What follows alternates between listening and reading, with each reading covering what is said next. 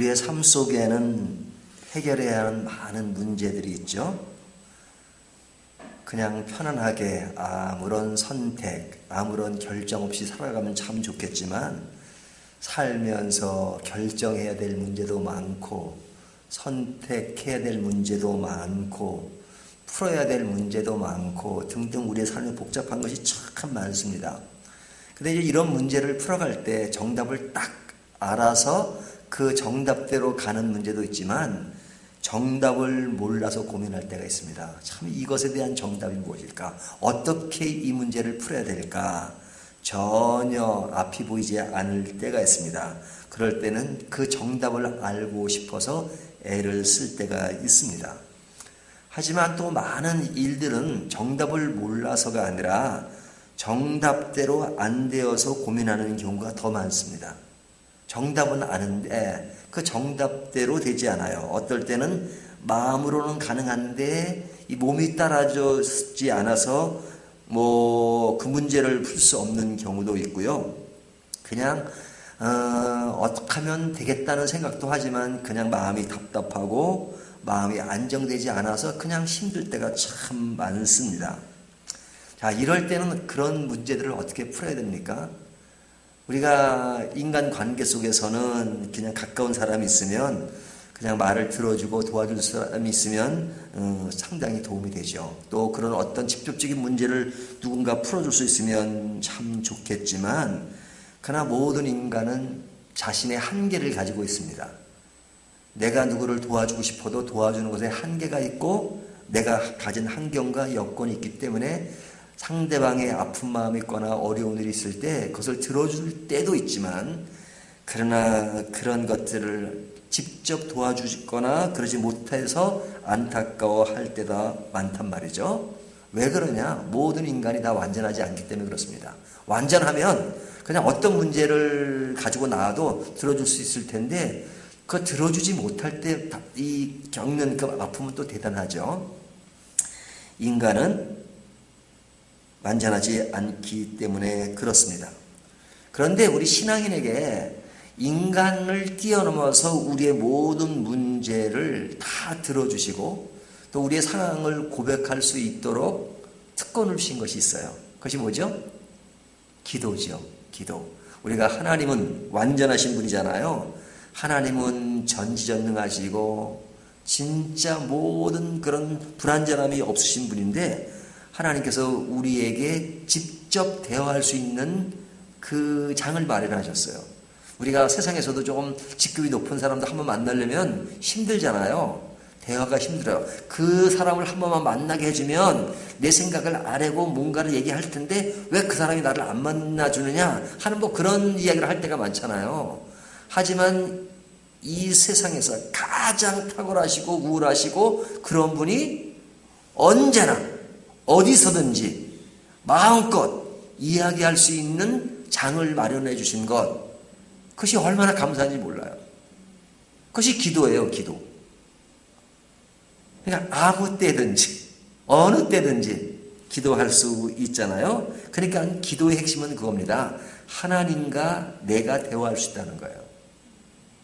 이것이 기도의 핵심 포인트입니다. 사람들이 기도에 대해서 너무 지역적인 것만을 가지고 이해할 때가 많아요. 기도라고 하는 것은 내가 뭔가 구했을 때 들어주는 것, 이것만 기도로 생각해요. 물론 기도의 한 면이죠. 하지만 중요한 것은 어떤 문제가 있든지 없든지 간에 하나님과 나와 직접 대화할 수 있다는 것이 얼마나 감사합니까? 그러니까 하나님이 항상 기도하라는 말은 항상 나와의 대화가 끊이지 말고 항상 같이 가자.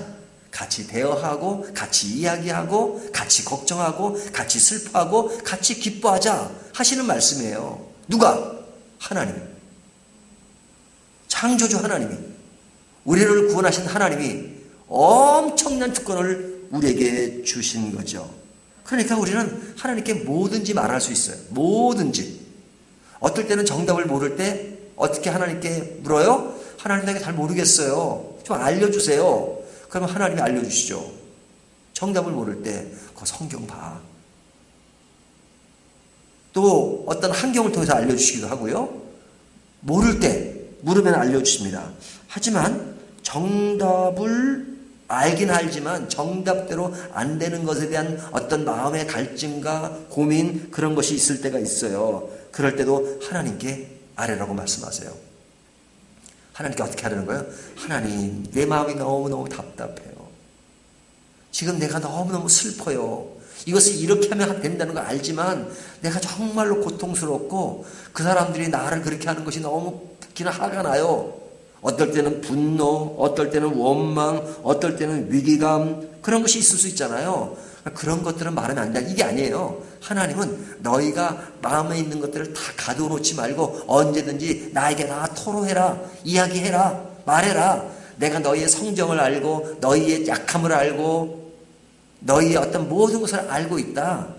하나님이니까 인간이 가지는 고통, 괴로움 모를 줄 아느냐? 내가 너희를 만들었는데 다 안다. I know. 그러니까 뭐든지 다 이야기해. 힘들면 힘들다고 얘기하고 고달프면 고달프다고 얘기하고 잘 안 된다고 하면 안 된다고 말씀드리고 그렇게 이야기하라 이거죠. 그래서 제가 늘 강조하지만 시편의 내용은 기도잖아요. 말하자면 기도. 시편에 보면 하나님을 찬양합니다. 하나님께 영광, 그런 시만 있나요? 그런 시는 3분의 1밖에 안 돼요. 3분의 2는요 원망과 분노의 시가 더 많아요. 원수를 죽여달라 그리고 원수 때문에 힘들어 죽겠다 그리고 원수에 쫓기는 나의 삶이 너무 고달프다 그리고 이런 기도가 더 많다니까요. 그럼 하나님 그런 기도를 보고 참 믿음이 없다 이렇게 말씀하지 않으세요. 하나님이 원하는 것은 그냥 잘난 척하지 말고 내 마음속에 있는 것들을 다 알아. 사람한테 그렇게 하면 안 되지만 사람한테 당신 미우니까 싫어 그러면 더 싫어하죠. 하지만 하나님 앞에서는 하나님 저 인간이 너무너무 나를 힘들게 하는데 너무너무 비워 죽겠어요. 그런 얘기 그 믿음 약한 얘기가 아니니까 나한테는 해. 나는 그걸 다 포용할 수 있는 그런 넓은 마음을 가지고 계신 분이니까 그겁니다. 그것이 하나님이 우리에게 원하시는 기도예요. 제가 지금 예레미야를 지금 보면서 이 이야기를 하는 것이 뭐냐면 오늘 본문이 선지자의 기도이기 때문에 그렇습니다. 이 선지자의 기도가 어떤 기도를 하느냐 17절을 보세요. 슬프도소이다 그러잖아요. 17절에 슬프도소이다. 이 선지자가 지금 어떤 기도를 하는 거예요? 슬픔을 토로하는 기도예요. 지금 여기 오늘 본문의 내용은 그 예레미야 선지자의 기도입니다. 그 기도인데 그 기도 시작이래요. 슬프도소이다 그러잖아요. 지금 슬픈 마음을 하나님께 아뢰는 기도예요. 근데 그 슬픔을 어떻게 아뢰느냐? 처음 시작 보면 16절 내가 매매 증서를 네리야의 아들 바룩에게 넘겨준 뒤에 여호와께 기도하여 이르되 그러잖아요.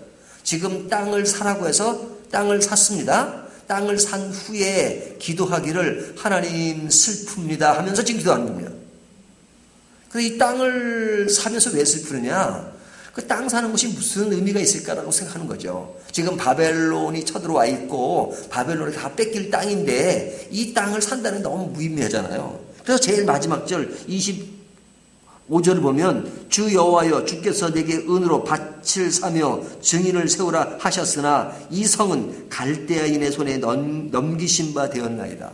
이 땅은 이미 갈대아 사람들에게 넘긴 바 되었는데 이 땅을 사서 뭐 합니까? 물론 이스라엘 고해 제도가 있어가지고 그 땅을 보존하는 그런 것을 하나님이 명령하셨기 때문에 이 땅을 보존해야 되지만 그래서 사야 되지만 그러나 이미 나라가 지금 뺏겨가지고 바벨론이 지금 이미 들어와 있는데 이 땅을 산들 무슨 의미가 있습니까? 라고 지금 선지자가 슬픈 마음을 토로하는 겁니다. 그러니까 지금 상황을 보고 지금 기도하는 거예요. 근데 그 상황을 좀 넓게 보면 뭐냐면 지금 17절 이후에 되어지는 말씀 뭐냐면 지금 하나님이 누구신가 하는 것을 먼저 얘기해요. 하나님이 누구신가. 그래서 17절서부터 22절까지 보면 그 선지자가 하나님이 누구신지를 아주 하나하나 이렇게 언급을 합니다. 하나님은 완전하시고 모든 일을 앞서서 하시고 우리를 도우시고 전지전능하시고 능력 있고 제가 풀어서 하는 얘기입니다. 결국은 그 얘기예요. 하나님은 완전하십니다. 그 얘기를 여러 가지 표현으로 하는 겁니다. 우리가 어려울 때 구해 주셨고 우리를 앞장서 가시고 그리고 인도하 가시고 그분이 하나님이십니다. 그겁니다. 하지만 23절에 보면 그들이 들어가서 이를 차지하였거늘 주의 목소리를 순종하지 아니하며 주의 율법에서 행하지 아니하며 무릇 주께서 행하라 명령하신 일을 행하지 아니하였으므로 주께서 이 모든 재앙을 그들에게 내리셨나이다.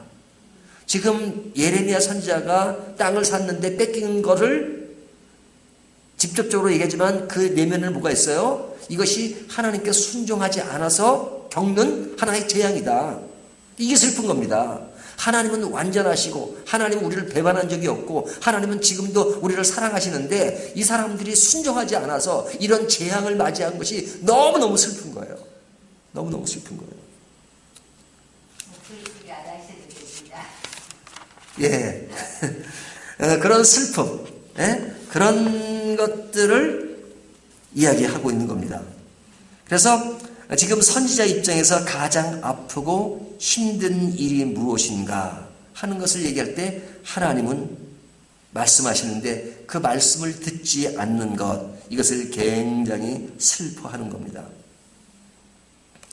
말씀을 듣지 않는 것, 너무너무 슬픈 거죠.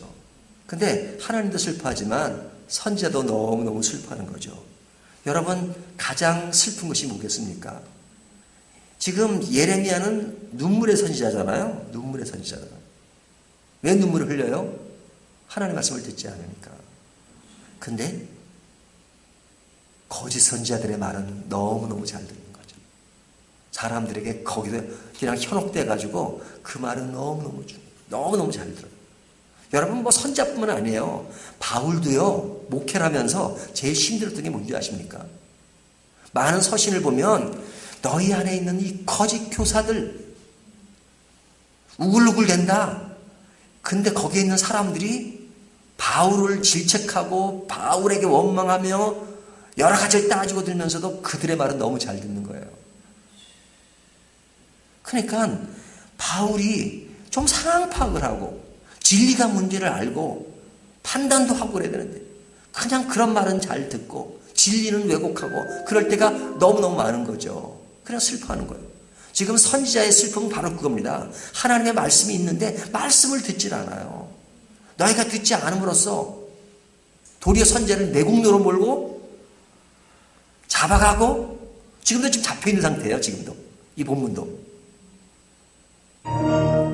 그러니까 이런 상태에 있는 그 슬픔, 그러니까 그 슬픔을 가지고 선지자는 지금 기도하고 있는 거예요.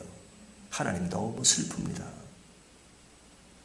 여러분, 이 슬픔을 토로하는 것에 대해서 이 슬프니까 하나님이 어떤 정답을 내서 물론 이야기하십니다. 70년 후에 너희가 돌아오게 된다. 하지만 지금 짧은 기간으로 볼 때는 정답이 아닐 수도 있죠. 그렇잖아요? 지금 우리는 당장 뭔가 이루어지기로 하는데 당장은 아니잖아요. 하지만 당장은 아니더라도 내가 슬플 때 하나님께 이야기할 수 있는 것, 말할 수 있는 것, 이것이 기도입니다. 그리고 하나님 주시는 특권입니다. 꼭 정답을 알아서가 아니라 어떨 땐 정답을 모를 때가 있지만 그 하나님을 신뢰할 수 있는 것, 하나님께 마음껏 이야기할 수 있는 것, 이것이 기도입니다. 소설가 박안서 씨가 있잖아요. 그런 이야기를 하더라고요. 제가 그래서 본 것 같아요. 그분 가족사가 참 어렵더라고요.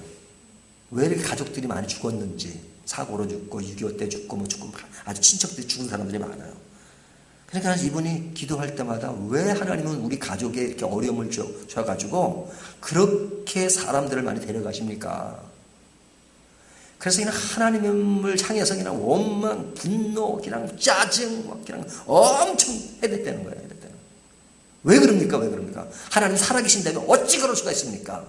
그런 거를 썼더라고요.